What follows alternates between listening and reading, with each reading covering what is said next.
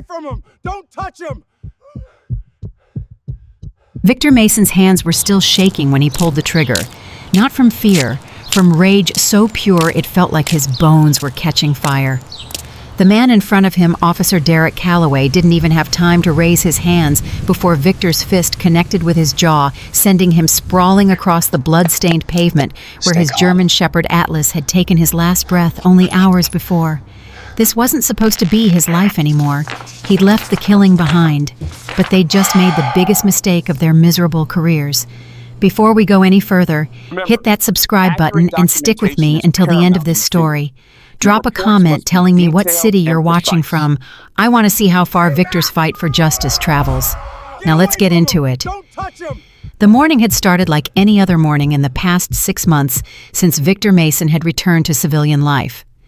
Wake up at 0500, coffee, silence. Atlas staring at him with those amber eyes that somehow made the silence bearable. Ready, boy? Atlas's tail thumped twice against the hardwood floor. That was all the conversation Victor needed these days. The streets of Richmond, Virginia were still cool in the early September dawn. Victor preferred it this way: fewer people, fewer questions, fewer moments when someone would look at him and see something they couldn't quite place, something that made them uncomfortable. He'd been called Ghost for 12 years in Delta Force, not because he was quiet, though he was. Not because he could disappear, though he could do that too. They called him Ghost because when he showed up, people stopped breathing. But that was over now. Done. Finished. He was just Victor Mason now. 42 years old, black man with graying temples and carpenter's hands, nobody special, nobody dangerous. Atlas trotted beside him, unleashed but perfectly healed. 110 pounds of loyal, disciplined muscle. Victor had trained him from a pup, not for combat, not for patrol, just for companionship. Just so the empty apartment didn't feel quite so much like a tomb. Beautiful dog. Victor turned. An older white woman was walking her dachshund across the street, smiling. Thank you, ma'am. Is he friendly? Very, but he's working right now. She nodded, understanding, even though Atlas wore no vest, no indication he was anything other than a pet. People respected boundaries when you gave them clearly. They walked another 3 blocks before Victor felt it. The crawl up the back of his neck, the tightness in his shoulders, the subtle shift in Atlas's gait, ears forward, body just slightly more rigid. Someone was watching. Victor didn't turn around, didn't change his pace, just kept walking, kept breathing, kept his hands loose at his sides. The cruiser rolled up beside him so slowly, it might have been trying to be casual. It wasn't. Morning. Victor stopped, turned, made eye contact with the officer in the passenger seat. Morning, officer. The driver leaned over, younger, maybe 30, with the kind of jaw that suggested he spent more time at the gym than the community meetings. His nameplate read, Brennan. That's a big dog. Yes, sir. He registered. Victor felt something cold settle in his stomach. Not fear, just recognition. Here we go. He is. Mind if we see the paperwork? It's at home. We're just taking a walk. Officer Brennan smiled, but it didn't reach his eyes. That's fine. We'll just need to see some ID then. Make sure you live around here. Victor had been through this before. Not here in Richmond, he'd only been back 6 months, but in a dozen other places. A dozen other mornings. A dozen other officers who saw a black man walking through a neighborhood and decided he needed to prove he belonged. He reached slowly into his jacket pocket. Hands where I can see them. The passenger officer, Derek Calloway, according to his nameplate, had his hand on his weapon. Not drawn, just resting there. Just a reminder. Victor froze. Hands half raised. I'm getting my ID. You asked for my ID. Slowly. Atlas let out a low rumble. Not a growl. Just a sound. Just his dog sensing that something was wrong with this picture. Victor pulled out his wallet, handed over his license. Brennan studied it. Took his time. Victor Mason, Oakmont Avenue. That's right. What do you do, Mr. Mason? I'm a carpenter. That's so. Calloway had climbed out of the cruiser, now circling around. Funny, you don't look like a carpenter. Victor said nothing. He'd learned a long time ago that there was no right answer to statements like that. "You military?" Brennan asked. "Was." "What branch?" "Army." "What'd you do in the Army?" Victor met his eyes. "I served." Calloway stepped closer. Too close. Invasion of personal space was an old tactic. See if the subject would step back, would show submission, would give you the upper hand in an interaction that didn't need to have a power dynamic at all. Victor didn't move. "You got an attitude problem, Mr. Mason." "No, sir, just answering your questions." Atlas shifted.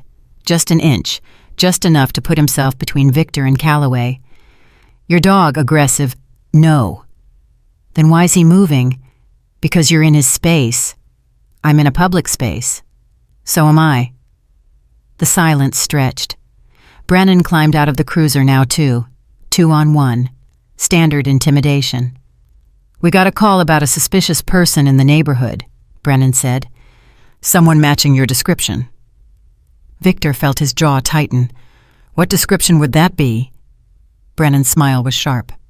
"Tall, black, walking a large dog." "That's not a description. That's profiling. That's a community keeping itself safe." "From what? A man walking his dog." Calloway stepped even closer. "From people who don't belong." There it was. The thing they'd been dancing around. The thing that Victor had hoped stupidly, naively might be different in Richmond. It never was. "I showed you my ID," Victor said quietly. "I live here. I'm not breaking any laws. Am I free to go?" "Not yet." "Then am I being detained?" "We're having a conversation." "No." Victor said, his voice still calm, still controlled. "You're fishing, and you've got nothing." Brennan's face darkened. "Watch your mouth." "Or what?" It was Calloway who moved first, hand shooting out to grab Victor's arm, not to arrest, not to restrain, just to establish dominance, just to remind him who had the power here. Atlas barked, one sharp sound, and Calloway's hand went to his gun. "Control your dog." "He's controlled," Victor said, his heart rate spiking for the first time. He barked. "That's not aggression." "Get him on a leash." "He doesn't need a leash. He's trained." "I said get him on a goddamn leash." Victor moved slowly, reaching for the leash on his belt. Atlas sat waiting, watching these two men with the kind of patient wariness that Victor had taught him. Good dogs didn't bite. Good dogs waited for commands. "Good boy," Victor whispered. Calloway's hand was still on his gun. "You reaching for something else in that jacket?" Victor froze. "I'm getting a leash, like you asked." "Lift your jacket. Slowly." "You've got to be kidding me." "Lift it. Now." Victor lifted his jacket with one hand, showing he had nothing on his belt but the leash, his keys, his phone. Brennan circled behind him. "Turn around. Hands on the car." "For what?" "Just do it." "No." The word hung in the air like a grenade. Calloway's eyes went wide. "What did you just say?" "I said no. You have no probable cause. You have no reasonable suspicion. You're harassing me because I'm black and you can. And I'm not playing this game. You're refusing a lawful order from a police officer. Show me the law that says I have to put my hands on your car when I've done nothing wrong." Brennan moved fast, grabbed Victor's arm and twisted it behind his back, not hard enough to hurt, but hard enough to make the intent clear. Atlas exploded forward, not attacking, not biting, just moving, putting himself between Victor and Brennan, barking loud and sharp and protective. Calloway drew his weapon. "No!" Victor shouted. "Atlas down! Down!" Atlas dropped immediately, flat on his belly, ears back, submissive. But Calloway's gun was still out. "Get that animal under control." "He is under control. He's down. He's not moving. He attacked a police officer. He didn't attack anyone. He was protecting me because your partner just grabbed me." Brennan still had Victor's arm twisted. "You're under arrest." "For what?" "Resisting." "I haven't resisted anything," Atlas whined. Low and worried, his eyes on Victor. Victor's heart was hammering now. He knew how this went. He'd seen it play out 100 times, 1,000 times. Black man, Police confrontation. Dog intervenes. Dog gets shot. Man gets arrested. Story gets buried. Please, Victor said, and he hated the word even as it left his mouth. Please, I'll comply. Just let me secure my dog first. Too late for that, Calloway said. He's not a threat. Look at him. He's lying down. He went for my partner. He didn't go for anyone. He moved between us. That's what he's trained to do. Trained to attack police officers. Trained to protect his handler. Sounds like an attack dog to me. Victor felt something crack inside his chest. Don't do this. Should have thought about that before you got mouthy. I'll put him in a downstay. I'll walk away. You can write me a ticket for whatever you want. Just don't hurt my dog. Brennan wrenched Victor's arm harder, forcing him to his knees. You don't give orders here. Atlas rose to his feet. Not aggressive, just confused, just trying to understand why his person was on the ground, why his voice sounded wrong. Atlas, stay. The dog sat. Good boy, stay. Calloway kept his gun trained on the animal. That dog moves again, I'm putting it down. He's not moving. He's a threat to officer safety. Victor's vision went red at the edges. He's a pet. He's a 70-pound German shepherd who's done nothing but obey commands. If you shoot him, it's murder. It's policy. Fuck your policy. The words were out before Victor could stop them, before the trained, disciplined, careful part of his brain could clamp down on the furious, terrified, helpless part. Calloway's jaw set. That's it. We're taking him in. Fine. Take me. Just leave my dog alone. Can't do that. He's a dangerous animal. Based on he tried to attack an officer. He didn't try anything. I saw what I saw, and that's when Victor understood. Really understood. This wasn't about Atlas. This wasn't about a dog barking or moving or doing anything wrong. This was about power. This was about two cops who'd decided a black man didn't show them enough respect, and now they were going to teach him a lesson, going to remind him that they could take whatever they wanted. His freedom, his dignity, his dog. Please, Victor said again, quieter now. I'm begging you, don't hurt him. Brennan pulled him to his feet, cuffed his hands behind his back. Atlas whined louder. It's okay, boy, Victor whispered. Stay, I'll be right back. But he wouldn't be right back. He knew that. They were going to take him to the station, book him on whatever bullshit charges they could dream up. And while he was sitting in a cell, they were going to call animal control. And Atlas would disappear into the system. Can I at least call someone my neighbor can take him? No calls until you're processed, Brennan said. Calloway still had his gun out, still pointed at Atlas. Hey, a voice called from across the street. A woman, early 60s white, with short gray hair and a phone in her hand. What's going on? Police business, ma'am. Please go back inside. That man lives here. I've seen him. He walks his dog every morning. Ma'am, I need you to step back. I'm recording this. Calloway's face went tight. Put the phone down. This is a public street. I have every right to record. Victor felt a tiny spark of hope. Witnesses, cameras, things that made cops think twice. But Brennan just laughed. Record whatever you want, lady. This guy assaulted an officer. I did no such thing. Resisted arrest. You had no cause to arrest me. And his dog attacked my partner. The dog is sitting, the woman shouted. I can see him from here. He's just sitting. He was aggressive. He was protecting his owner from two armed men. Calloway turned to her. Ma'am, if you don't go inside right now, you're going to be arrested for interference. The woman didn't move. My husband's a lawyer. You're making a huge mistake. We'll see about that. They shoved Victor toward the cruiser. Wait, what about my dog? Animal control will handle it. He needs to be fed. He has medication.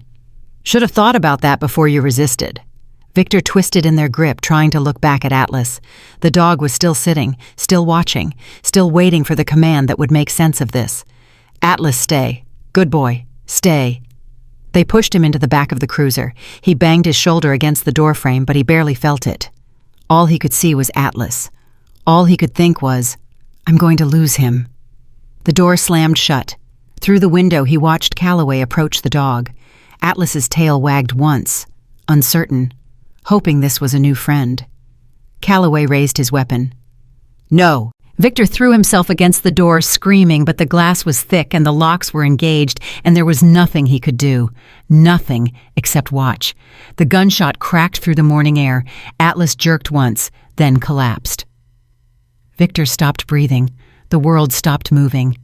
Everything went silent, except for the ringing in his ears and the sound of his own heartbeat, too loud, too fast, threatening to break through his ribs.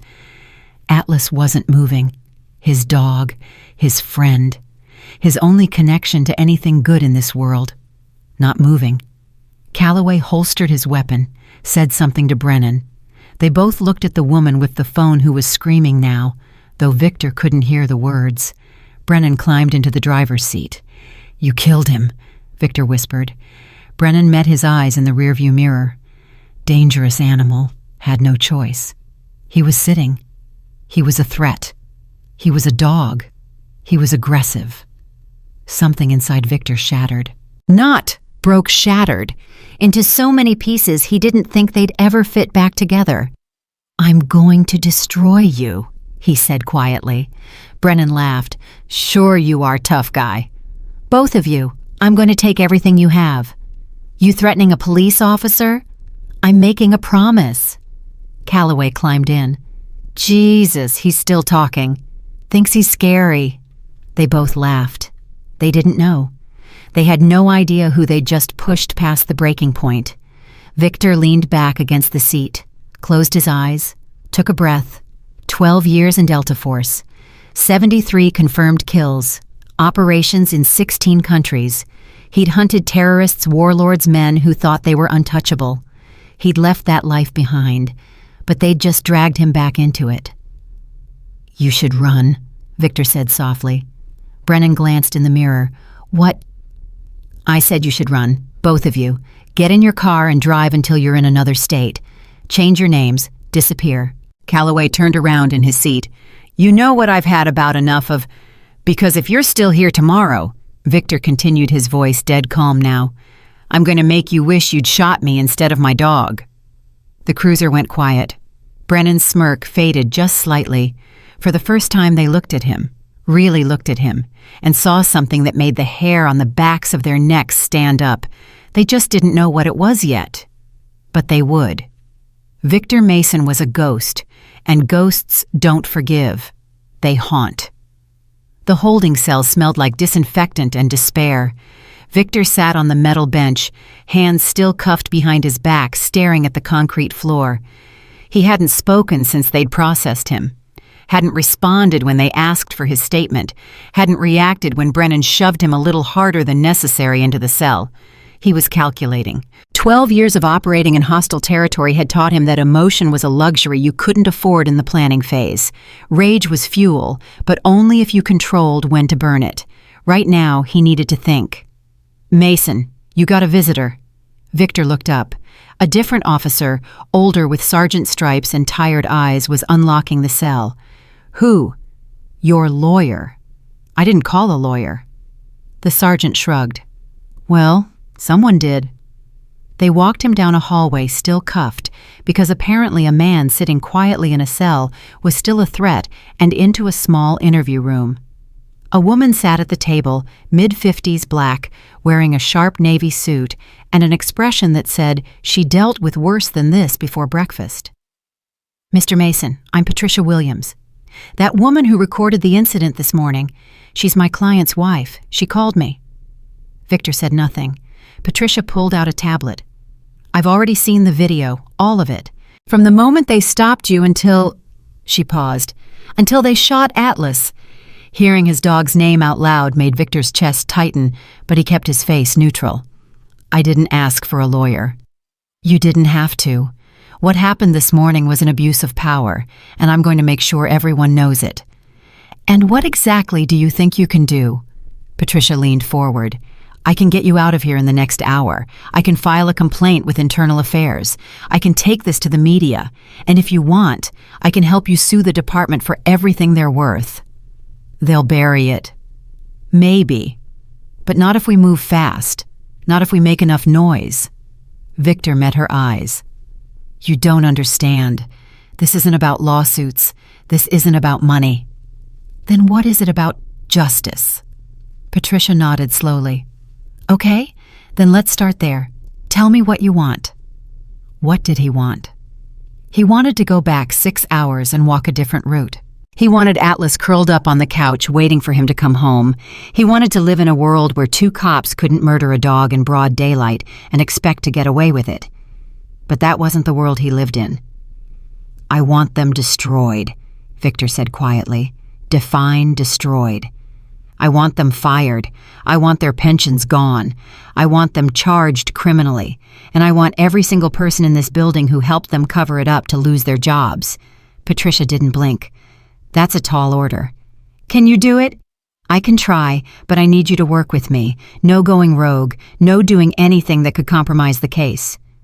Victor almost smiled. I'm not going to do anything. Good. I'm going to do everything. Patricia's pen stopped moving. Excuse me. You work your way, I'll work mine. Mr. Mason, if you're planning some kind of vigilante, I'm not planning anything. Victor leaned back. I'm just telling you that those 2 men made a mistake this morning, and mistakes have consequences.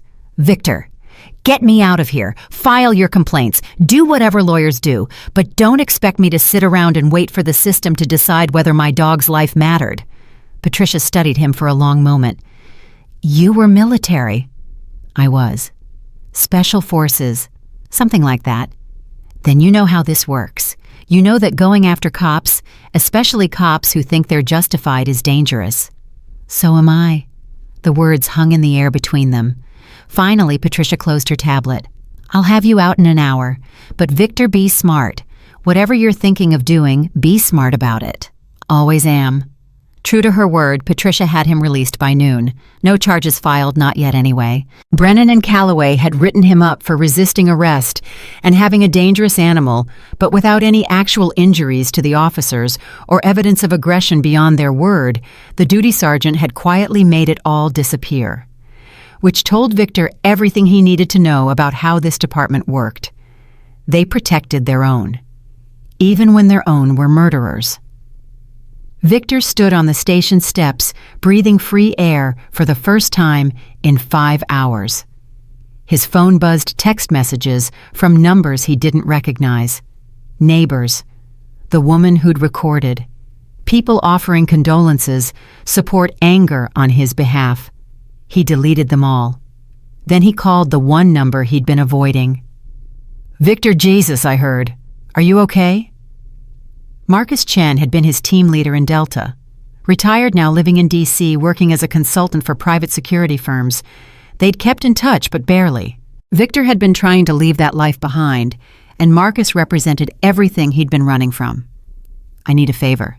Anything. I need files, background checks, everything you can find on 2 Richmond PD officers, Derek Calloway and James Brennan. Silence on the other end. Marcus. Victor, what are you planning?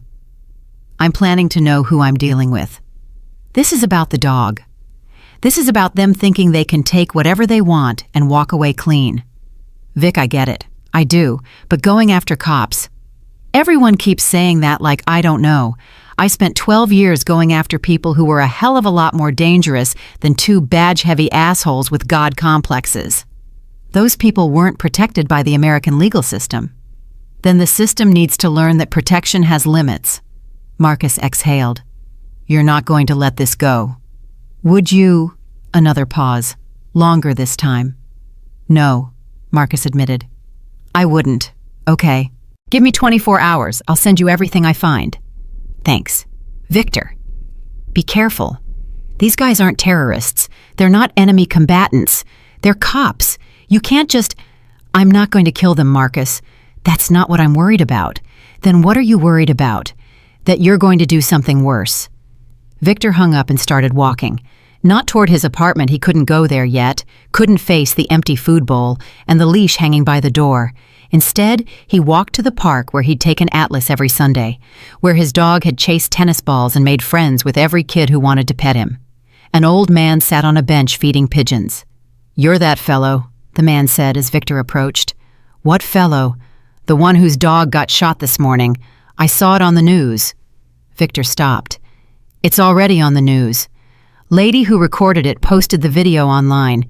It's everywhere. The man pulled out his phone, showed Victor. The video had 3 million views already. Comments were exploding. Outrage, sympathy, demands for the officers to be fired, but also threats, violent graphic threats against Brennan and Calloway. Victor scrolled through them emotionless. People he'd never met swearing they'd hunt these cops down, make them pay, kill them the way they'd killed Atlas. "You gonna do something about it?" the old man asked. "Like what?" "I don't know. Sue them, protest something." Victor handed the phone back. Something. By the time the sun set, Victor had been to 3 places, a storage unit across town where he kept gear. He'd told himself he'd never need again a hardware store where he paid cash for items that raised no red flags individually, but together told a very specific story, and a library where he used a public computer to create an untraceable email account. Then he went home.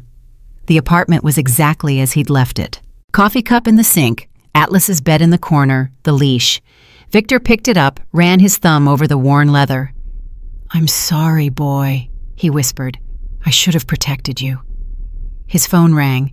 "Patricia." "Victor, we need to talk." "I'm listening." "Internal Affairs opened an investigation. Both officers have been placed on administrative leave pending review." "That's it. Administrative leave. It's standard procedure. Standard procedure is a paid vacation while they wait for this to blow over."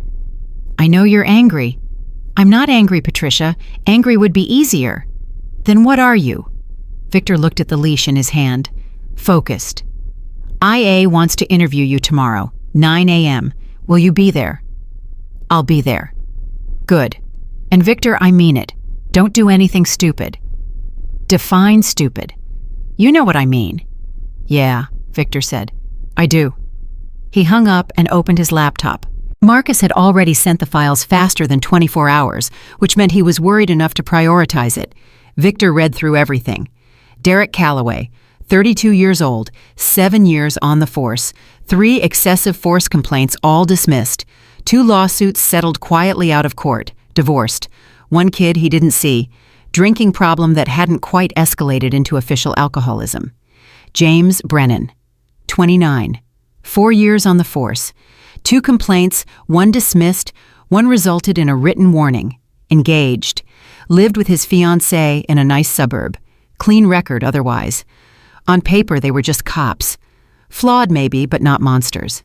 But Victor knew better. Monsters rarely looked like monsters. He pulled up social media. Brennan's Facebook was public pictures of him at the gym, at shooting ranges, at bars with other cops. Lots of thin blue line posts. Lots of comments about protecting the community from thugs. Calloway's was more private, but Victor found his Instagram. More of the same. Plus photos of his kid, a girl maybe 6 years old, with captions about being a good father. Victor stared at that photo for a long time. He thought about his own father. Dead now 15 years. A veteran himself, Vietnam. He'd taught Victor 2 things: serve your country and protect what matters. Victor had done both, and now one of those things had been taken from him by men who thought a badge made them untouchable. His phone buzzed again. Unknown number. "Yeah, Mr. Mason. This is Detective Sarah Chen, Richmond PD. I'm calling about the incident this morning. I already talked to my lawyer." "I know, but I'm not calling about the investigation. I'm calling because I want you to know that not everyone in this department thinks what happened was okay." Victor said nothing. "I saw the video," Sarah continued. "What Calloway and Brennan did, that's not policing. That's cruelty. And I'm going to do everything I can to make sure they answer for it." "Why are you telling me this?" "Because I think you're planning something, and I want you to know that you don't have to. The system can work, sometimes, if good people push it." "You sound like my lawyer." "Your lawyer's right. My lawyer didn't watch her dog get murdered while she was handcuffed in the back of a cruiser." Sarah was quiet for a moment. "No, she didn't. And I'm sorry that happened to you. I really am. But Victor, can I call you Victor?" "Sure." "Victor, if you go after these guys outside the law, you're giving them exactly what they want. A reason to paint you as the bad guy. A reason to justify what they did." I'm not worried about justification. You should be. Because right now, public opinion is on your side. The video makes it crystal clear that they were in the wrong. But if you do something, anything that lets them flip the narrative, you lose that. What makes you think I'm going to do something? Because I read your file. Victor's hand tightened on the phone. What file? Your military file. Or what I could access of it. Most of it's classified, but I know enough. Delta Force, multiple deployments, commendations for actions I can't even read about. You're not just some guy who's upset about his dog. Then you know I'm not some guy who makes idle threats either. That's what I'm afraid of.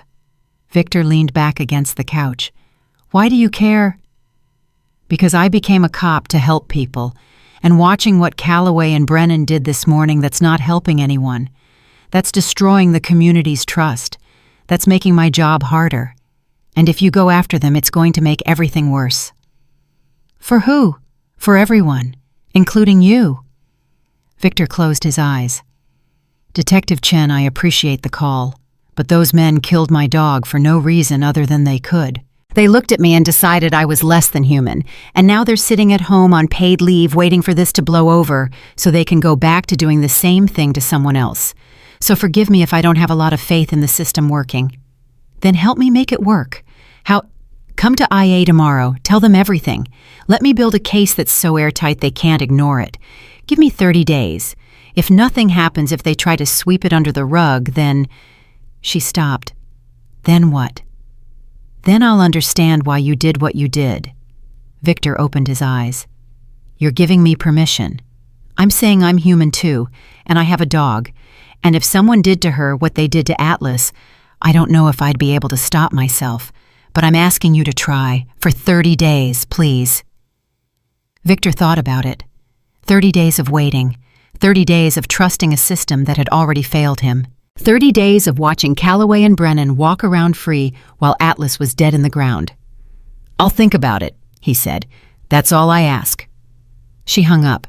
Victor sat in the dark apartment for a long time, the leash still in his hand. Then he made a decision. He'd give them 30 days, but he wasn't going to wait quietly. The next morning, Victor showed up at the IA office at 8:45. Patricia was already there, looking sharp and ready for battle. You ready? She asked. Yeah. Remember what we talked about. Stick to the facts. Don't editorialize. Don't let them provoke you. I know how to give a deposition, Patricia. I know you do, but this isn't a deposition. This is two IA investigators who are probably friends with Calloway and Brennan trying to find a way to make this your fault. The interview room was small and windowless. Two investigators, both white, both male, both with expressions that said they'd rather be anywhere else. Mr. Mason, thank you for coming in. I'm Lieutenant Dawson, this is Sergeant Miller.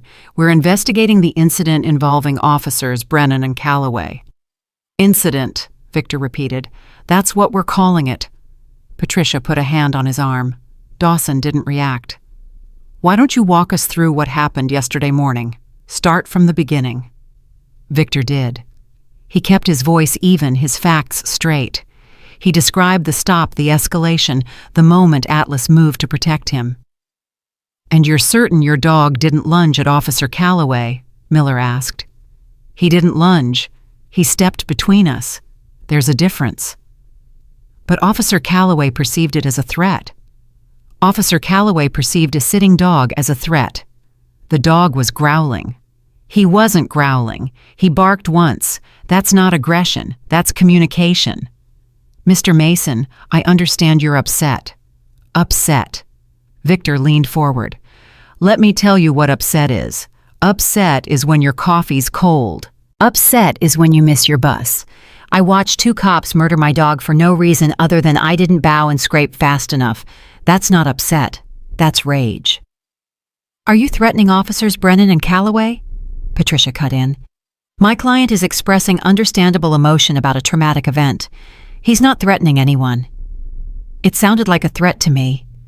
Then you should listen better, Victor said. The interview went on for 2 hours. They asked the same questions different ways. They tried to catch him in inconsistencies. They implied he'd been aggressive, hostile, non-compliant. Victor answered every question the same way with the truth. When it was over, Dawson closed his notebook. "We'll review the evidence and make our determination within 30 days. 30 days, Victor repeated, while they're on paid leave. That's procedure. Procedure protects bad cops. Procedure protects everyone's rights, including yours." Victor stood. "You know what the difference is between me and them? What's that? I actually believe in the rights I fought for." He walked out before they could respond. Patricia caught up with him in the parking lot. "That went well," she said dryly. "Did it?" "No. But you didn't help yourself with that speech at the end." "Didn't hurt either. They'd already made up their minds before I walked in." Patricia sighed. "So what now?" "Now we wait. And while we're waiting," Victor looked at her, "I stay within the law." "Why don't I believe you?" "Because you're smart." That night, Victor did something he hadn't done in 6 months. He went for a run. Not a walk. A run. The kind of run that cleared your head and burned through the adrenaline that had been building in your system like pressure in a boiler. He ran 8 miles pushing until his lungs burned and his legs screamed. When he got home, Marcus was sitting on his front steps. "You don't return calls," Marcus said. "Been busy." "I can see that. You look like hell." "Thanks." Marcus stood, followed Victor inside. "I heard about the IA interview. How'd it go?" "About how you'd expect." "They're going to clear them, aren't they?" Victor pulled 2 beers from the fridge, handed one to Marcus. "Yeah." "So what are you going to do?" "I don't know yet." "Victor, I've known you for 15 years.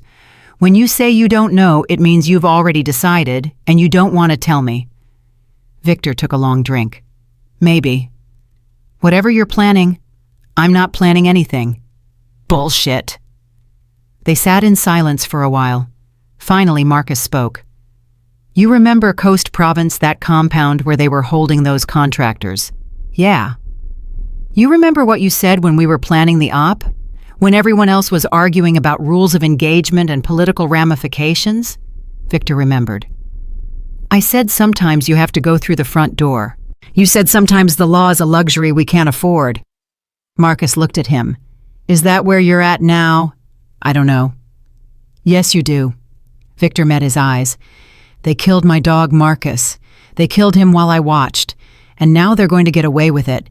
So yeah, maybe the law is a luxury I can't afford. And what happens when you cross that line? I've already crossed it 73 times. That was war. This is war too, just a different battlefield." Marcus finished his beer, stood. "I can't stop you. I know that. But Victor, don't lose yourself to this. Atlas wouldn't want that. Atlas would want justice. Maybe, but not at the cost of you becoming what they are." After Marcus left, Victor sat alone in the dark thinking about that. Becoming what they are. Was that what this was, revenge disguised as justice? Or was it justice that the law was too broken to deliver? He pulled up the video again, watched it for the 100th time, watched Atlas drop, watched his life end because 2 cops decided he was inconvenient. No, Victor thought. This isn't about becoming them. It's about making sure they can never do this again. And if the system won't do it, then I will. Victor spent the first week doing exactly what he'd promised, nothing illegal. He attended a vigil that the neighborhood organized for Atlas. 40 people showed up with candles and flowers and stories about the dog who'd let their kids climb on him at the park.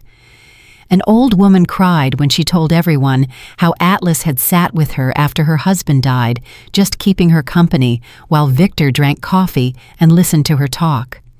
"He was a good dog," she said, looking at Victor. "The best kind of good." Victor couldn't speak, just nodded. The video had gone viral now. 10 million views, 15, 20. National news picked it up. The police chief held a press conference promising a thorough investigation. The mayor called for accountability. Activists organized protests outside the precinct, and Brennan and Calloway sat at home collecting paychecks. Victor watched it all from a distance, his rage cooling into something harder and more useful. Rage burned hot and fast. What he needed was cold and patient. He went to the storage unit every night after dark. Inventory check. The gear was old but well maintained. Night vision. tactical clothing, lockpicks, surveillance equipment, a Sig Sauer P226 he'd carried for 8 years and never fired outside of combat. He didn't take anything, not yet, just made sure he knew what he had when the time came. On day 9, Patricia called. "I'm hearing rumors." "What kind of rumors?" "That IA is going to rule the shooting justified, self-defense. Atlas was an imminent threat to officer safety." Victor said nothing. "Victor, I'm here. I'm going to fight it. We'll appeal, we'll file civil suit, How long will that take?" Silence. "Years," Patricia admitted. "Maybe longer.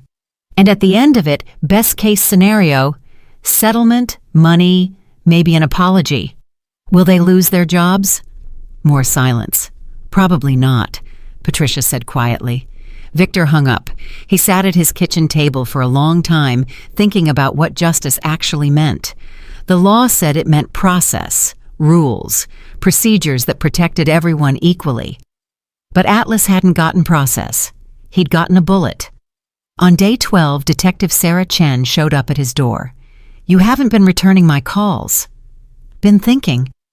"About what?" "Whether giving the system 30 days was a mistake." Sarah stepped inside without being invited. "It's been 12 days. 12 days I'll never get back." "You said 30.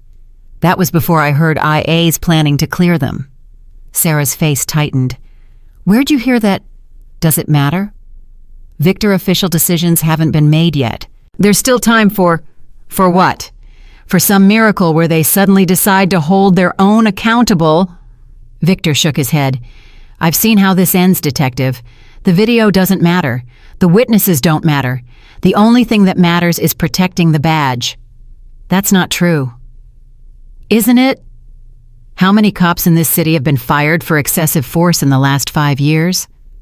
Sarah didn't answer. "That's what I thought." "So what are you going to do?" Victor looked at her. Really looked. She was young, maybe early 30s, with the kind of idealism that hadn't been beaten out of her yet. She actually believed the system could work. He'd believed that once, too. "I'm going to prove you wrong," he said.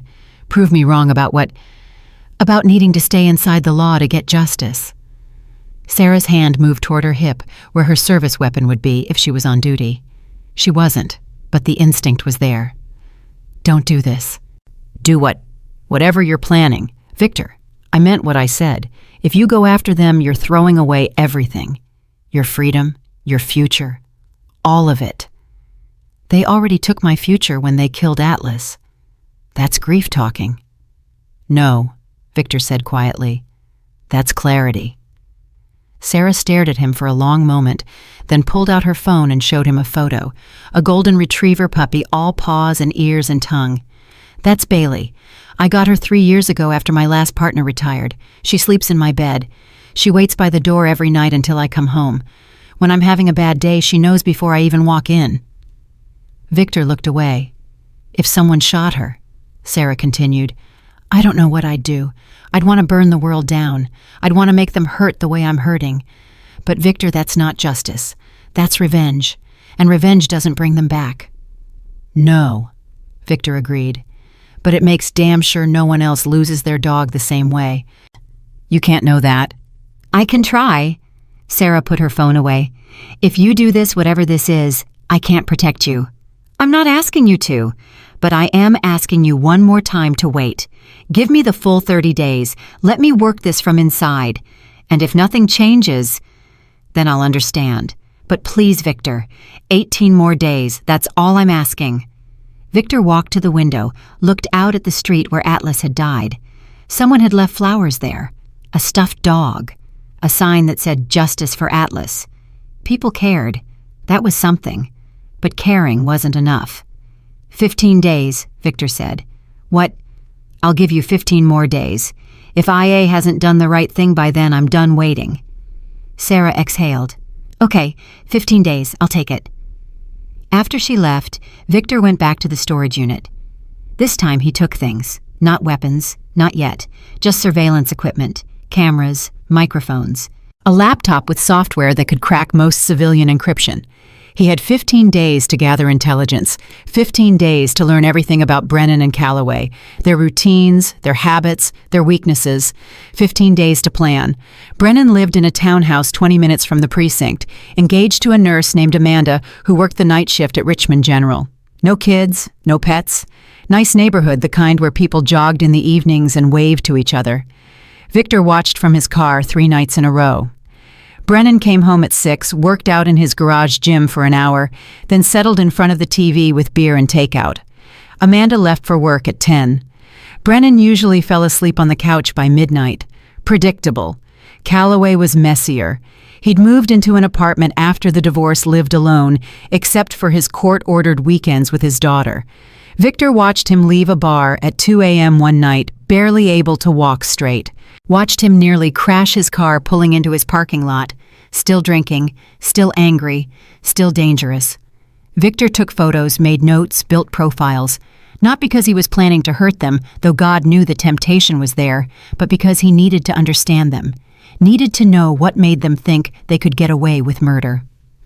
On day 18, Marcus showed up again. "You're following them." It wasn't a question. "How'd you know?" "Because I trained you, and because I did a little digging. You've been accessing traffic cameras, pulling cell records, doing all the things someone would do if they were planning an operation." "I'm gathering intelligence." "For what?" Victor didn't answer. Marcus sat down heavily. "Vic, I need you to listen to me. These aren't enemy combatants. You can't just disappear them." "I'm not going to disappear them." "Then what?" "I'm going to destroy them. Legally, publicly, permanently." Marcus frowned. "How?" "By giving the media something they can't ignore. By finding evidence of every dirty thing they've ever done and making sure it all comes out at once. By turning public outrage into pressure the department can't resist." "That's not how it works." "Then I'll make it work." Marcus studied him. "You're not telling me everything." "No."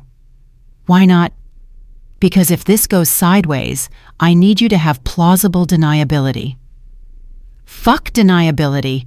We're brothers. If you're going to do something stupid, at least let me help." Victor almost smiled. "You already helped. The files you sent gave me everything I needed to start." "Start what?" "Connecting dots. Brennan and Calloway aren't just bad cops. They're part of something bigger." Marcus leaned forward. "Explain." Victor pulled up his laptop, showed him.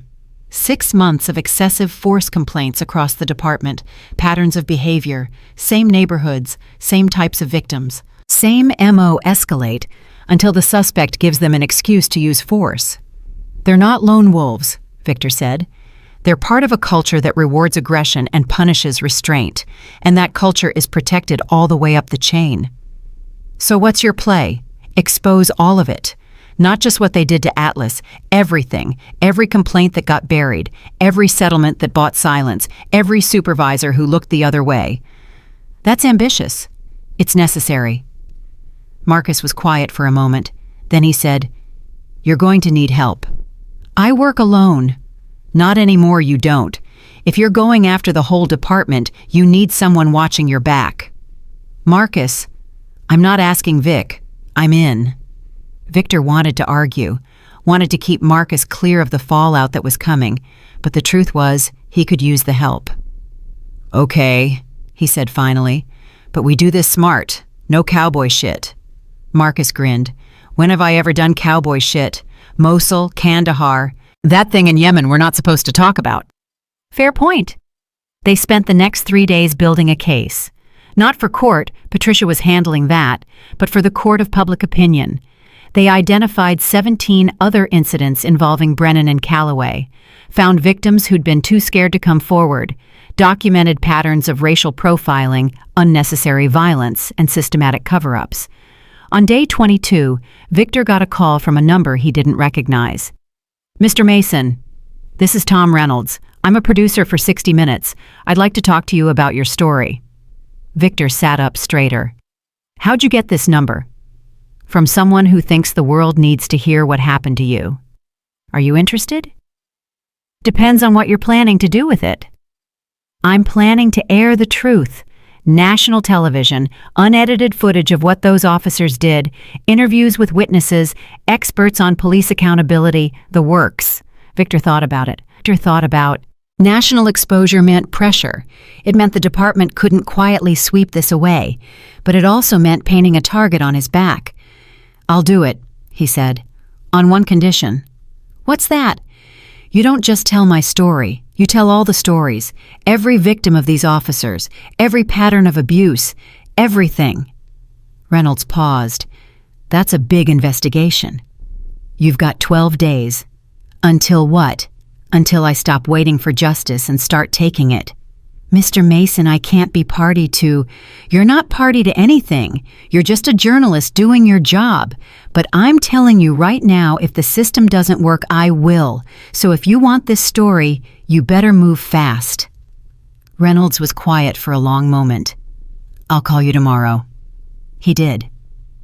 They set up an interview for day 25. Victor agreed to appear on camera to tell his story in his own words, to let America see what had happened to Atlas.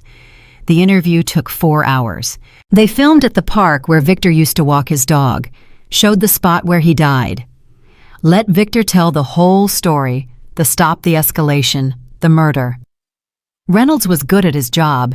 He asked hard questions, but fair ones. "What do you want to happen to these officers?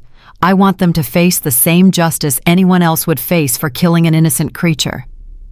"Some people might say you're being vindictive." "Some people weren't there. Some people didn't watch their best friend die while they were handcuffed and helpless." "What if the system rules this was justified?" Victor looked directly into the camera. "Then the system is broken, and broken systems don't fix themselves." The segment was scheduled to air in 6 days, day 28 of his 30-day promise to Sarah. On day 26, IA released their findings. The shooting was ruled justified.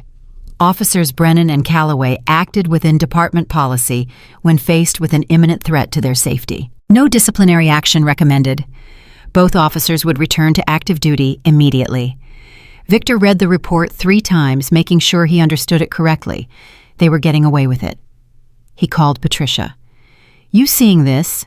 "I'm seeing it. I'm also filing an appeal and a civil rights lawsuit. We're not done fighting." "Yes, we are." "Victor, thank you for everything you've done. Send me your bill." "I'm not worried about my bill. I'm worried about you." "Don't be." He hung up before she could respond. Then he called Sarah. "I saw," she said before he could speak. "I'm sorry, Victor. I really am." "Your 30 days are up." "It's only been 26. Close enough. You asked me to give the system a chance." "I did. And the system told me that killing my dog was department policy." "Victor, please." "I'm not going to hurt anyone, Sarah. I'm not going to break any laws. But I'm going to make sure that every single person in this country knows what kind of men Brennan and Calloway are, and I'm going to make sure they never have the power to hurt anyone else again." "How are you going to do that?" "Watch the news." He hung up. Marcus was waiting at his apartment when he got home. "So," Marcus asked. "So it's time." "Time for what?"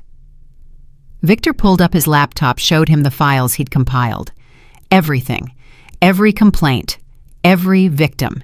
Every piece of evidence showing systematic abuse and cover-up.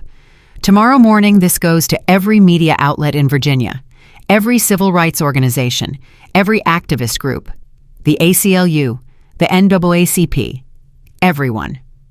That's a lot of enemies. Good. I want them to know what's coming. And the 60 Minutes piece airs in 5 days. By then, the whole country will be watching Richmond PD.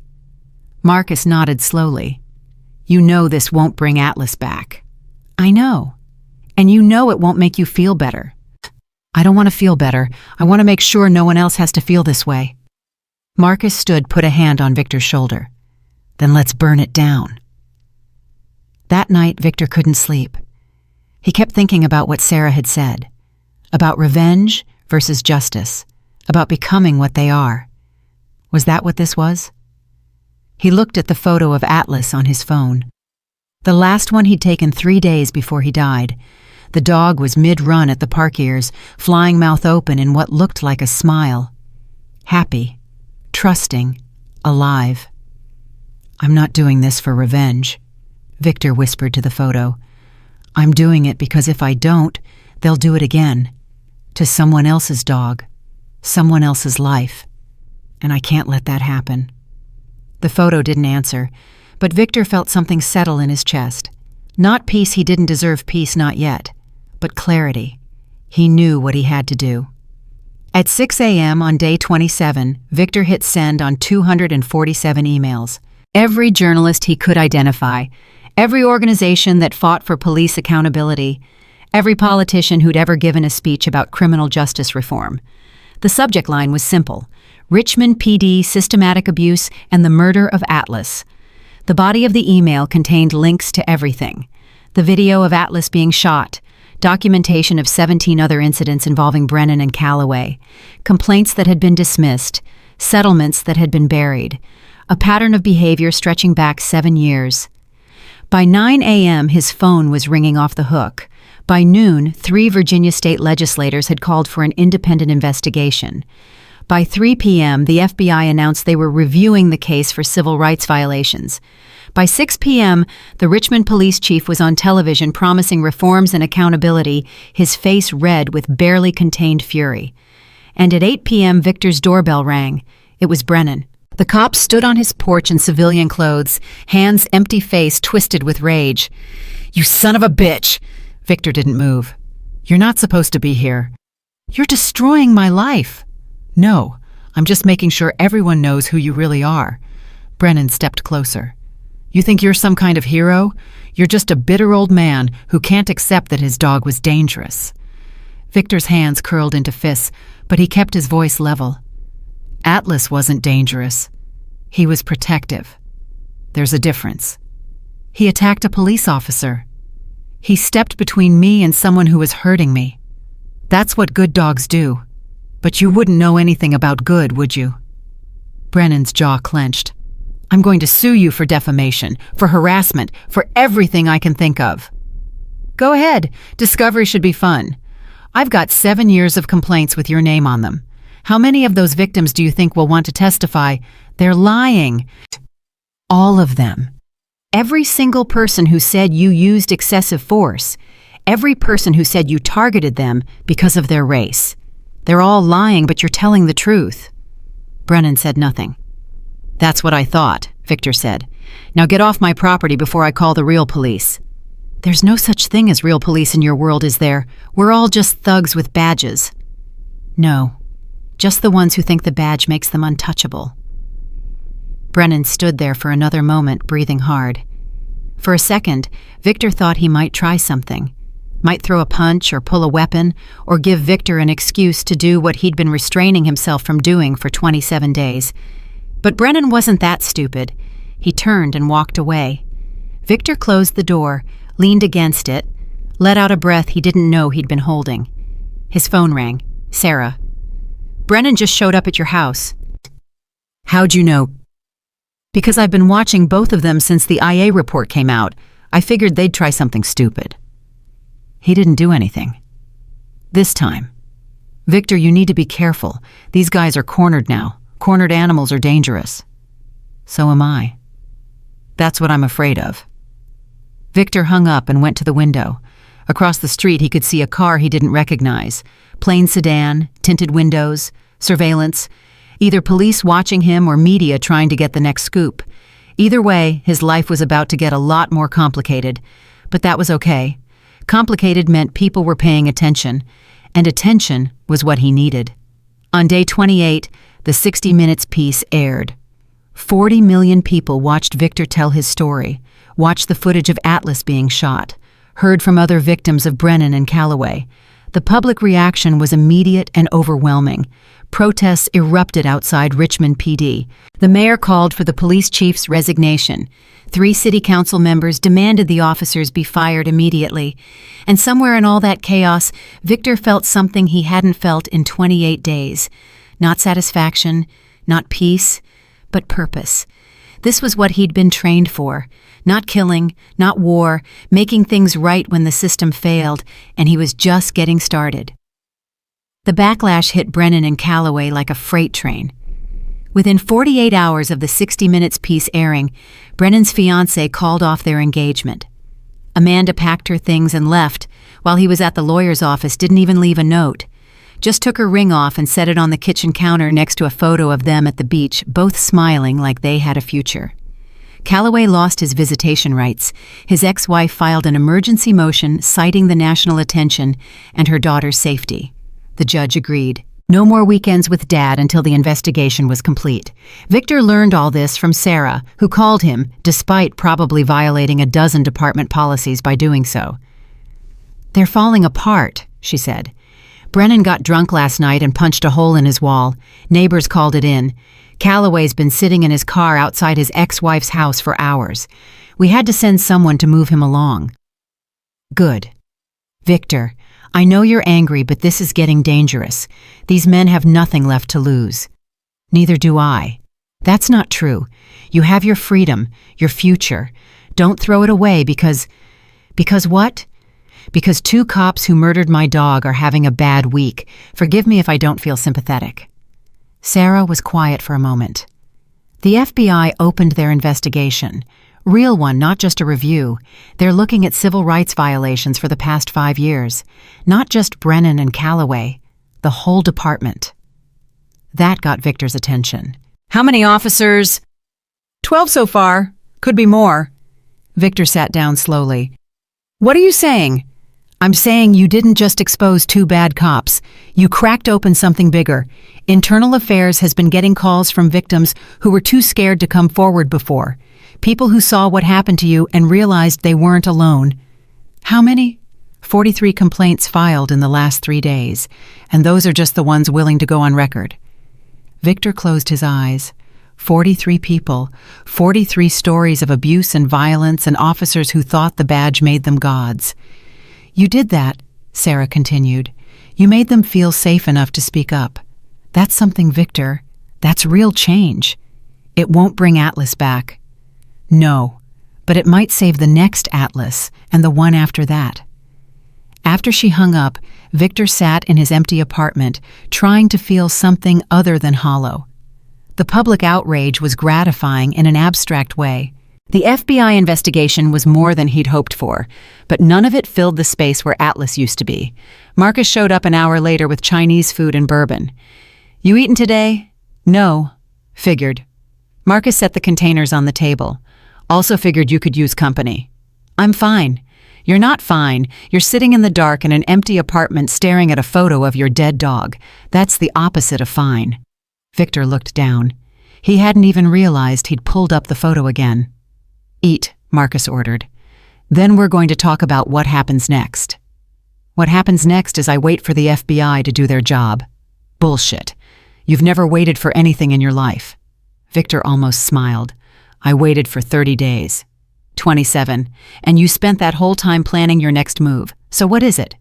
Victor opened one of the containers, not because he was hungry, but because arguing with Marcus when he was in protective mode was pointless. "I want to attend the city council meeting," he said finally, tomorrow night, they're voting on whether to fire the police chief. You think showing up is smart media is going to be all over you. I know. And you're okay with that." Victor met his eyes. "I want them to see me. I want every person in that room to look at the man whose dog they murdered and explain why the officers responsible still have jobs." Marcus nodded slowly. "Okay, then we go. But I'm coming with you."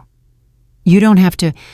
"Yes, I do, because you're about to walk into a room full of people who either love you or hate you, and I'm not letting you do that alone." The city council chambers were packed. Every seat taken, people lining the walls, overflow crowd in the hallway, watching on monitors. News cameras everywhere. The energy in the room was electric and dangerous, like everyone knew something was about to break. Victor walked in with Marcus at 6:58. They'd timed it deliberately late enough that he wouldn't have to sit through the small talk and stares early enough that he wouldn't miss anything important. The room went quiet when people recognized him. Then someone started clapping. One person, then 2, then dozens. A standing ovation from half the room while the other half sat in stony silence. Victor didn't acknowledge it, just found a seat near the back and waited. The council president called the meeting to order at 7 sharp. First item on the agenda, Police Chief Michael Grayson's future. Grayson sat at the front ramrod straight in his dress uniform, looking like he'd rather be anywhere else. He'd been chief for 6 years, climbed the ranks over 25 years on the force. By all accounts, he was a good cop who'd become a politician. And now Victor was about to end his career. Chief Grayson, Councilwoman Martinez began, in light of recent events and the federal investigation into your department, several council members have requested your resignation. Do you have a statement? Grayson stood. I do. What happened to Mr. Mason and his dog was a tragedy, but it was the action of 2 officers, not the entire department. I've spent 25 years serving this city, and I've worked hard to build trust between— You've spent 25 years protecting bad cops, someone shouted from the crowd. The gavel came down. Order, we will have order. But the room was already erupting, people yelling over each other, supporters of Grayson defending his record, activists demanding accountability, media eating it all up. Victor sat quietly through the chaos, watching Grayson's face. The chief looked tired, beaten, like he knew this fight was already over, but didn't know how to surrender. Finally, the council president got the room under control. We're going to hear from members of the public, she announced. 3 minutes each. First speaker is Victor Mason. Victor hadn't signed up to speak, but apparently someone had done it for him. He glanced at Marcus, who shrugged. Go on, Marcus whispered. You've got something to say. Say it. Victor walked to the podium. Every camera in the room swung toward him. Every eye locked on. The silence was absolute. He pulled out his phone, set it on the podium. My name is Victor Mason. 29 days ago, I was walking my dog Atlas through my neighborhood when officers Derek Brennan and James Calloway stopped me. They asked for ID, which I provided. They escalated the situation without cause, and when my dog moved to protect me from their aggression, Officer Calloway shot him dead. His voice didn't shake, didn't rise, just stated facts. Atlas wasn't a threat. He was a pet, a friend, the only family I had.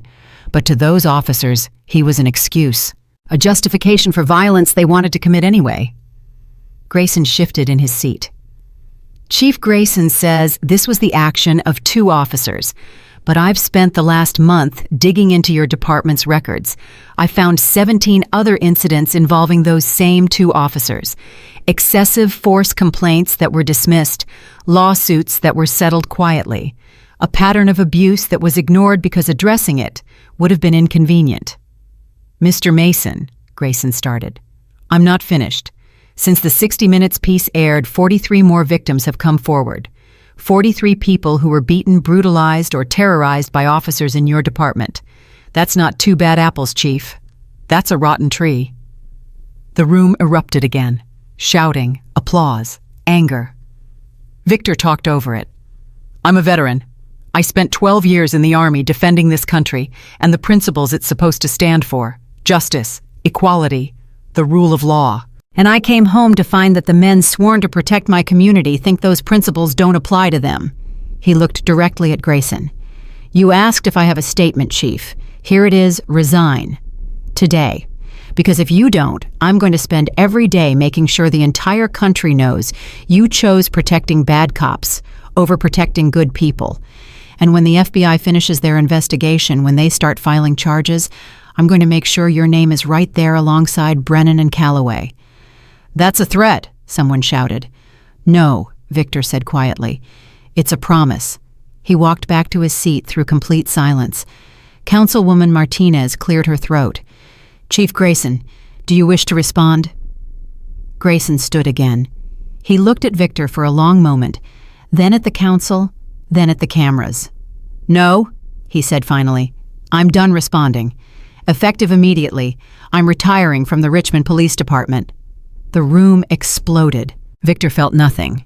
Not satisfaction, not victory, just emptiness. Marcus put a hand on his shoulder. You did it. Did what? Started something that can't be stopped. They left before the meeting ended, slipping out a side door while the media swarmed Grayson. Victor's phone was already ringing, reporters, activists, people wanting statements or interviews or just to say they'd talked to the man who'd taken down a police chief. He ignored all of it. At home, he poured himself 3 fingers of bourbon and sat in Atlas's favorite spot by the window. His phone buzzed. Text from Sarah. "You just made a lot of enemies." He typed back, "Good. They know where to find me." 3 days later, Brennan and Calloway were fired. Not resigned, not retired with benefits. Fired for cause, no pension, no severance. Just termination letters delivered by courier while news cameras recorded them receiving the envelopes. Victor watched the footage on the news. Brennan tore his letter up on camera screaming about injustice and betrayal. Calloway just stood there holding his looking lost. "How do you feel?" the reporter asked Victor when they called for comment. "Ask me when they're in prison." Because that was the next step. The FBI had enough evidence now for criminal charges, civil rights violations, conspiracy, obstruction of justice. The grand jury was meeting next week. Patricia called with updates every day. "They're trying to make a deal," she said. "Plead to lesser charges in exchange for testimony against other officers." No deals. "Victor, that's not your decision." "Then make it my decision. Tell the prosecutor I'll go to the media. Tell them I'll make so much noise about officers getting sweetheart deals that they'll have no choice but to take this to trial." "You can't." "Watch me." He meant it. And somehow through Patricia or Sarah or just the sheer weight of public pressure, the message got through. No deals. Full prosecution. Trial by jury. Brennan and Calloway were arraigned on day 43.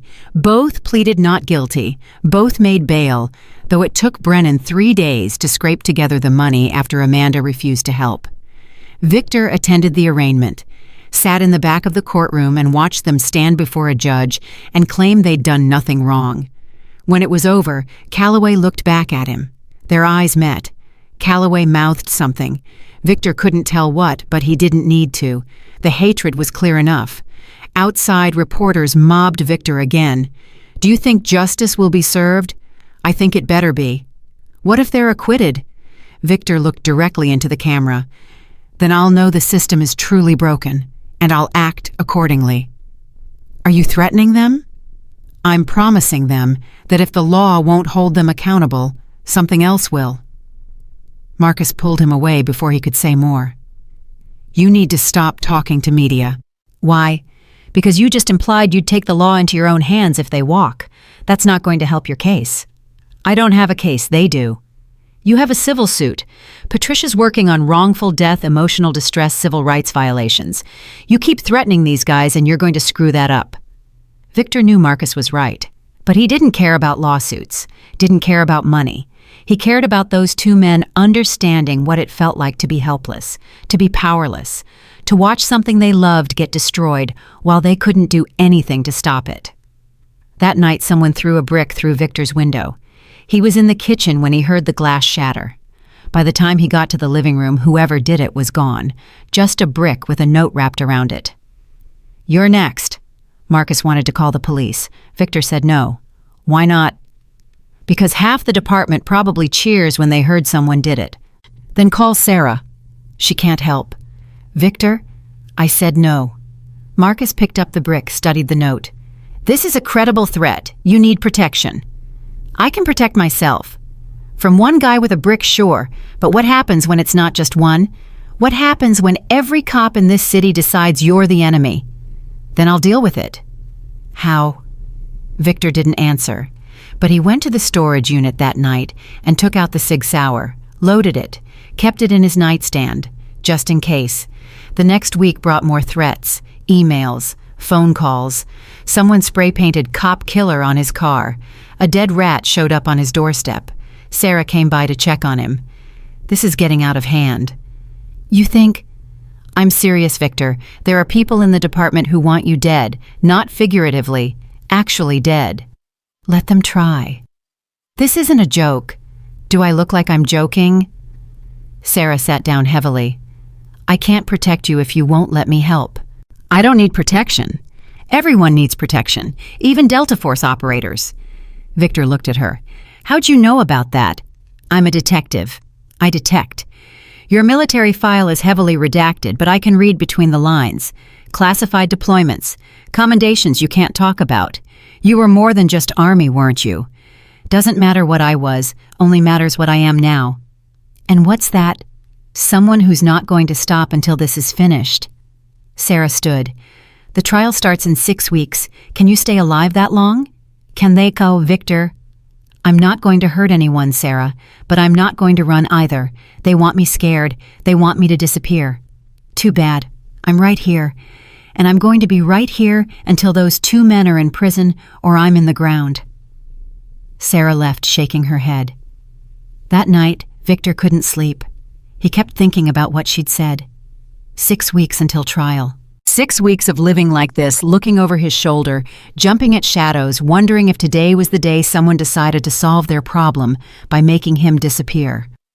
He was exhausted. Not physically. He'd been through worse in Afghanistan, Iraq, a dozen other places he couldn't name. But this was different. This was his home, his country, the place he'd fought to protect, and it felt like enemy territory. His phone rang at 2 a.m. Unknown number. Yeah, Victor Mason. Who's asking? My name is Jennifer Calloway, Derek's ex-wife. Victor sat up. What do you want? To talk. Just talk, please. Something in her voice made him pause. Okay, talk. Not over the phone. Can we meet? Why would I do that? Because I have information you need to hear. About Derek. About what really happened that morning. Victor's pulse quickened. What kind of information? The kind that could put him away forever. But I need guarantees first. Guarantees of what? That my daughter stays safe. That I stay safe. That when this is over, we can disappear and Derek can never find us. I can't promise that. Then find someone who can. FBI, prosecutor. I don't care, but I'm not testifying without protection. Why are you doing this? Jennifer was quiet for a long moment. Because I saw what he did to your dog, and I realized if he could do that to an innocent animal in broad daylight, what has he been doing to me and my daughter behind closed doors? Victor's throat tightened. He hurt you. For years. But I was too scared to leave. Too scared to press charges. The other cops all protected him, told me I was lucky to have such a devoted husband, that I should be grateful. What changed? You did. You fought back. You made it okay for people like me to stop being scared. Victor closed his eyes. I'll make some calls. Get you protection. But Jennifer, if you're lying to me, if this is some kind of setup, it's not, I swear. I just want to keep my daughter safe, and I want Derek to pay for what he's done. To everyone. They met 2 days later in a federal building with FBI agents present. Jennifer brought documentation, medical records, photos of bruises, recordings of Derek threatening her. 7 years of abuse carefully documented and hidden. The FBI agent in charge, a woman named Rodriguez, listened to everything, then looked at Victor. This changes things. We can add domestic violence charges, pattern of abuse. It strengthens the civil rights case significantly. Will she be protected? Victor asked. Witness protection if necessary. We'll make sure she and her daughter are safe. Victor turned to Jennifer. Thank you. Don't thank me. I should have done this years ago, but I was afraid. She paused. How are you not afraid? I am afraid. Every day. But being afraid and being paralyzed aren't the same thing. Your dog Atlas, he was lucky to have you. Victor's vision blurred, but he blinked it away. I was the lucky one. After Jennifer left, Rodriguez pulled Victor aside. You know this is going to make you an even bigger target, right? Calloway's going to know his ex-wife talked. He's going to know you facilitated it. Good. Mr. Mason. I want him to know. I want him to lie awake at night, wondering what else I've found, what else is coming. I want him to feel the same fear he made Jennifer feel, the same helplessness I felt watching Atlas die. Rodriguez studied him. You're not just looking for justice. You're looking for revenge. Can't it be both? Not if you want to walk away from this clean. Victor met her eyes. Who says I want to walk away clean? The trial date was set for November 15th. 6 weeks became 5, then 4. The media coverage intensified. Protests outside the courthouse every day. Counter-protests from police unions claiming Brennan and Calloway were being railroaded. The whole city felt like it was holding its breath. Victor prepared quietly, met with prosecutors, reviewed his testimony, made sure every detail was perfect, and waited. On day 73, something happened that changed everything. Brennan disappeared. The call came at 6 in the morning. Sarah's voice was tight with controlled panic. Brennan's gone, missed his check-in with pretrial services yesterday. His ankle monitor went dead around 3 a.m. We sent officers to his apartment empty. Looks like he cleared out in a hurry. Victor was already pulling on clothes. Where's Calloway? Sitting in his apartment, eating cereal like nothing's wrong. We're watching him. He knows where Brennan is. Probably, but he's not talking. Victor grabbed his keys. I'm coming in. Victor, no. This is a police matter now. A police matter, Sarah. One of your defendants just fled. That means he's either running scared or he's planning something. We have people looking for him. You have people who probably told him exactly when to run. Silence. I'll be there in 20 minutes, Victor said, and hung up before she could argue. Marcus was already at Victor's apartment when he came out leaning against his truck with 2 cups of coffee. Heard the news, Marcus said, handing him a cup. How? I've got friends who've got friends. Brennan withdrew 10 grand from his bank account 2 days ago, bought a burner phone, classic flight prep. Why run now? Trial's 3 weeks away. Because Jennifer's testimony leaked. He knows his ex-wife is going to bury him, knows there's no way he walks away from this. Victor climbed into the passenger seat. So where would he go? Marcus started the engine. If I were him, somewhere I could watch my enemies. Somewhere close enough to feel like I still had control. My son. They drove in silence for a few minutes, both thinking the same thing, but neither wanting to say it. Finally, Victor spoke. He's going to try something. Yeah. Something stupid. Yeah. We need to find him first. Marcus nodded, already turning toward the precinct. The FBI had set up a command center in an empty office, agents running traces on Brennan's phone, his credit cards, his known associates. Rodriguez was coordinating, her face grim. Mr. Mason, you shouldn't be here. Where else would I be? Somewhere safe. If Brennan's desperate enough to run, he's desperate enough to do something irrational. You think he's coming for me? I think you humiliated him. Cost him his job, his freedom, his future. Men like Brennan don't just accept that. Victor sat down uninvited. Then let him come. Victor, I'm not hiding Agent Rodriguez. I didn't hide from the Taliban, and I'm sure as hell not hiding from a disgraced cop with a god complex. Rodriguez studied him for a long moment, then made a decision. Fine, but you're getting protection whether you want it or not. 2 agents, 24/7 until we find him. I don't need non-negotiable. Either you accept protection or I have you detained as a material witness. Victor almost smiled. You can't do that. Watch me. She meant it. Victor could see it in her eyes. Okay, he said finally. But I pick one of the agents. Who? He looked at Marcus. Him. Marcus raised an eyebrow. I'm not an agent. No, but you're better than any agent. Delta Force 20 years of experience, and you actually give a damn whether I live or die. Rodriguez looked between them. You two served together. 12 years. She nodded slowly. Fine. But Marcus, you're officially deputized as a federal contractor. That means you follow my orders and you keep him alive. Clear, crystal, Marcus said. The second agent was a young guy named Chen, no relation to Sarah, who looked like he'd rather be anywhere else but was professional enough not to show it. They set up in Victor's apartment. Chen took first watch. Marcus made coffee and pulled out his laptop. Okay, Marcus said. Let's figure out where Brennan would go. He's got limited resources, limited options. Probably can't leave the state without being flagged, so he's local. Hotels. Too risky. Security cameras, ID requirements. He knows we're looking. Friends, family. FBI's already checking. Mother's dead father's in Florida. No siblings. Friends are all cops who've already been interviewed. Victor paced. What about Calloway? If Brennan's planning something, he'd need help. They were partners. Calloway's under surveillance. If they make contact, we'll know. Unless they already made contact before Brennan ran. Marcus looked up. You think this was coordinated?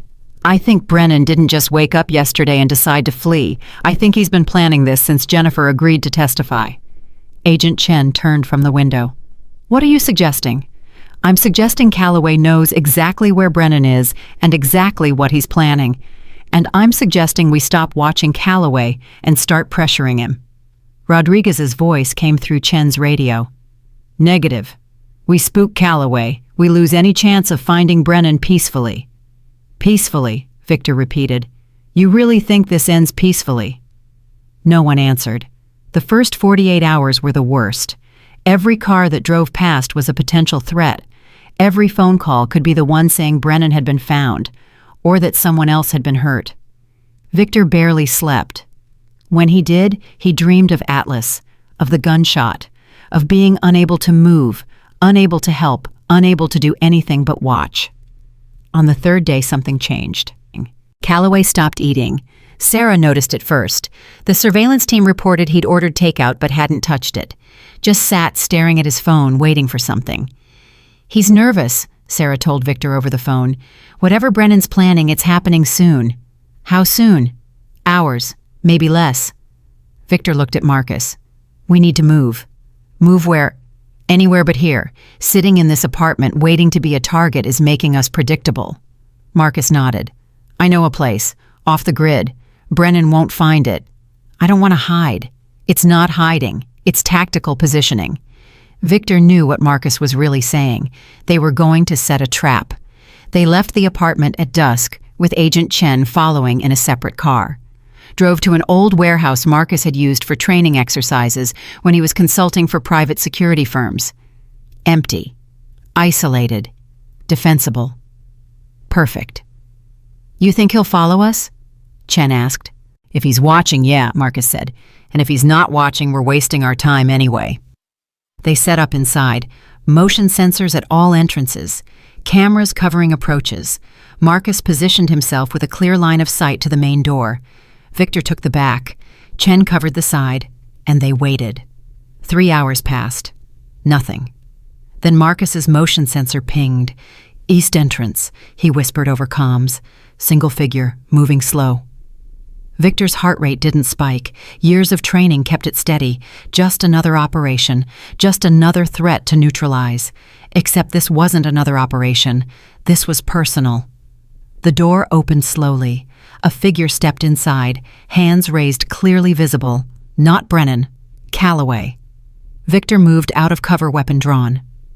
Don't move. Calloway froze. I'm not armed. I'm here to talk. Talk about what? About stopping Brennan before he does something we'll all regret. Marcus appeared from the shadows, rifle trained on Calloway. Keep your hands where we can see them.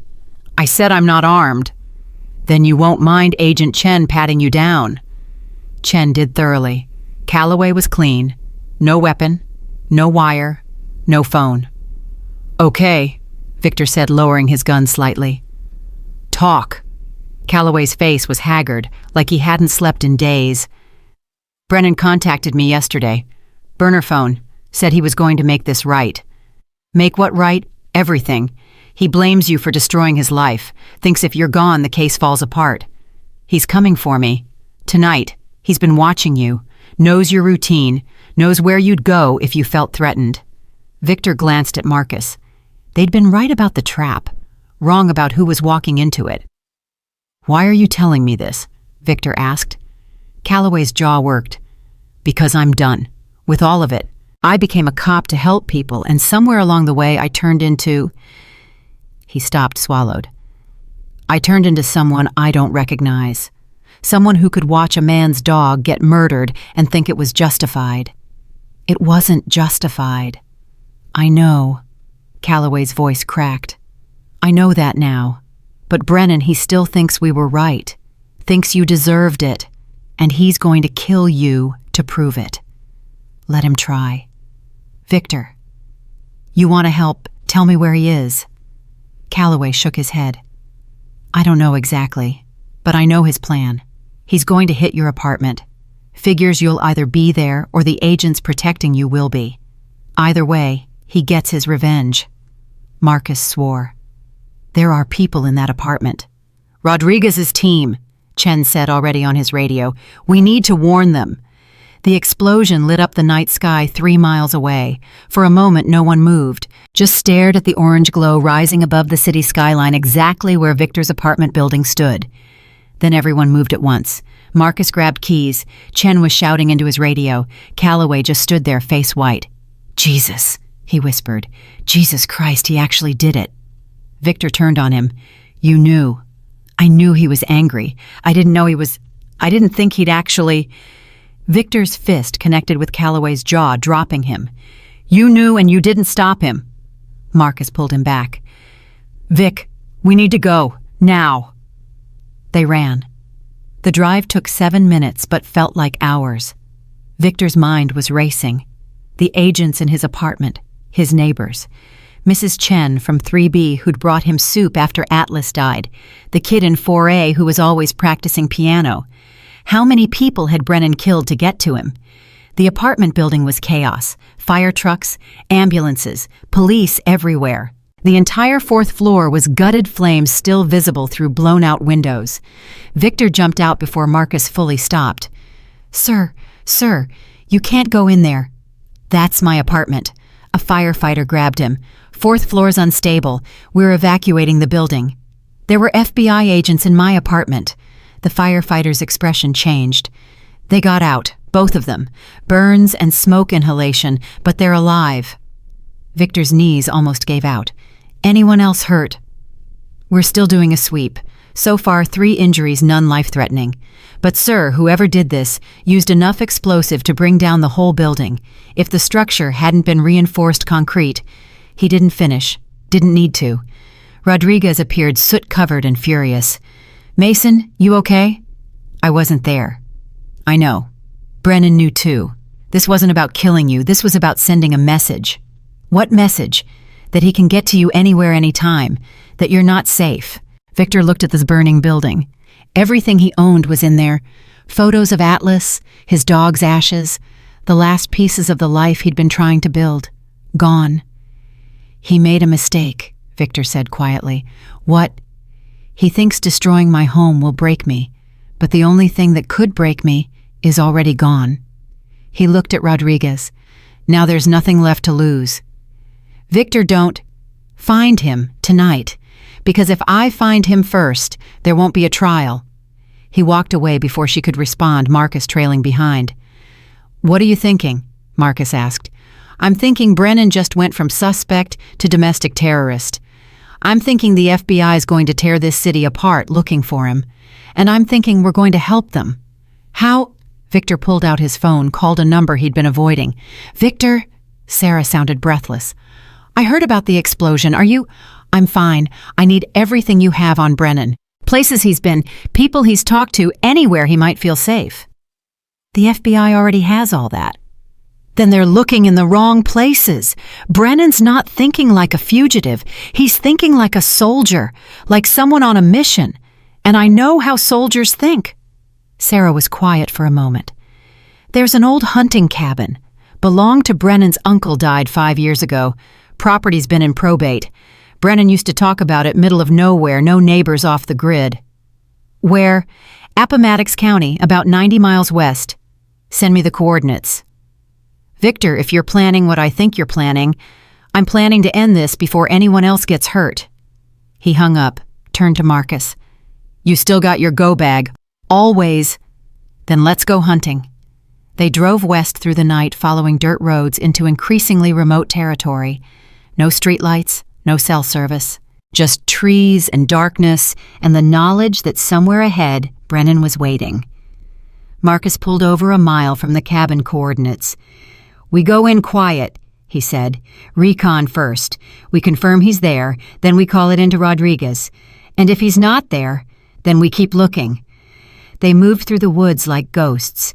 No flashlights, no noise, Just two men who'd done this 1,000 times in 1,000 places, moving toward a target. The cabin appeared after 20 minutes. Small, dark, but there was a vehicle parked outside Brennan's truck. Marcus signaled. Victor nodded. They circled around checking sightlines, looking for traps. Brennan wasn't military, but he'd been a cop long enough to know the basics. Probably had the door covered, probably had an escape route, but he didn't know who was coming for him. Victor moved to the back window while Marcus covered the front. Through the grimy glass, he could see Brennan sitting at a table cleaning a gun. Methodical, calm, planning his next move. Victor's phone buzzed. Text from Marcus. Rodriguez is 10 minutes out. We wait. Victor looked at Brennan, at the man who'd killed Atlas, who'd blown up his home, who thought violence was the answer to everything. He texted back, no. Then he kicked in the door. Brennan spun, raising the gun, but Victor was faster. 12 years faster. He closed the distance before Brennan could aim, drove his shoulder into the cop's midsection, sent them both crashing into the table. The gun skittered away. They grappled. Brennan was bigger, younger, but Victor had rage and training and nothing left to lose. He got Brennan's arm twisted, heard something pop. Brennan screamed, "That's for Atlas," Victor said, then drove his fist into Brennan's ribs. "That's for Mrs. Chen." Another punch. "That's for every person you've ever hurt." Marcus was in the cabin now, shouting something, but Victor couldn't hear over the blood roaring in his ears. Brennan's face was bloody, broken. Victor raised his fist again and stopped. Because this wasn't justice. This was what Brennan would do, what Brennan had done, and Victor was better than that. He stood, breathing hard, looking down at the broken man on the floor. "You're not worth it," he said. Marcus pulled him back as Rodriguez and her team swarmed in weapons drawn. "Brennan, you're under arrest," Rodriguez said, yanking him to his feet, "for attempted murder, domestic terrorism, and being the dumbest son of a bitch I've ever met." Brennan spat blood. "You got nothing." "We got everything. Your explosives residue is all over the apartment. Your DNA will be at the scene, and you just got caught in a cabin registered to your dead uncle with illegal weapons." She looked at Victor. "You okay?" "Yeah." "You hit him? Self-defense." Rodriguez almost smiled. "Looked like it from where I'm standing." They dragged Brennan out. Victor watched them go, felt Marcus's hand on his shoulder. "You could have killed him," Marcus said. "I know." "Why didn't you—" Victor thought about it. About Atlas. About everything he'd lost and everything he'd fought for. Because killing him would have made this about revenge. I wanted it to be about justice. The trial happened 3 months later. Calloway pleaded guilty to all charges in exchange for testimony against Brennan. Got 15 years. Would be eligible for parole in 8 if he kept his nose clean.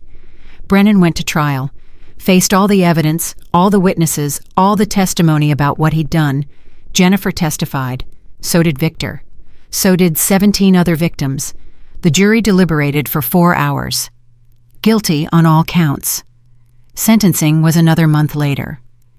Victor attended, sitting in the front row so Brennan would have to see him every time he looked up. The judge read the sentence without emotion. "James Brennan, you have been found guilty of civil rights violations, excessive force, attempted murder, and domestic terrorism. The court sentences you to 35 years in federal prison without possibility of parole." Brennan's face went white. "Additionally," the judge continued, "I'm recommending you serve your time in general population. Let's see how well you do when you're not the one with the badge." They led him away in chains. Victor felt nothing, no satisfaction, no relief, just a sense of finality. It was over. Outside, media swarmed him. He gave them nothing, just walked to his car where Marcus was waiting. "How do you feel?" Marcus asked. "Empty." "That'll pass." "Will it?" Marcus started the engine. "Yeah, eventually." They drove in silence for a while. "What now?" Marcus asked. Victor looked out the window at the city he'd fought so hard to change. "Now I figure out how to live in a world without Atlas." "You're going to be okay, Vic." "Maybe." "You are, because you're not alone. You've got me. You've got Sarah. You've got an entire city that knows your name and knows what you did." Victor almost smiled. "What did I do?" "You made them accountable.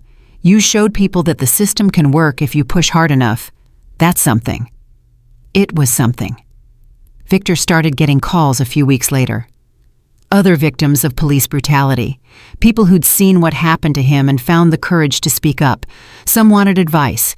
Some just wanted someone to understand.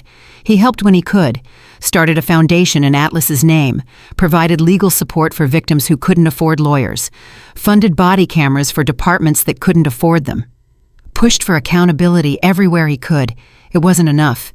It would never be enough to bring Atlas back. But it was something. And something was better than nothing. Sarah stopped by his new apartment 6 months after the trial, brought Bailey with her.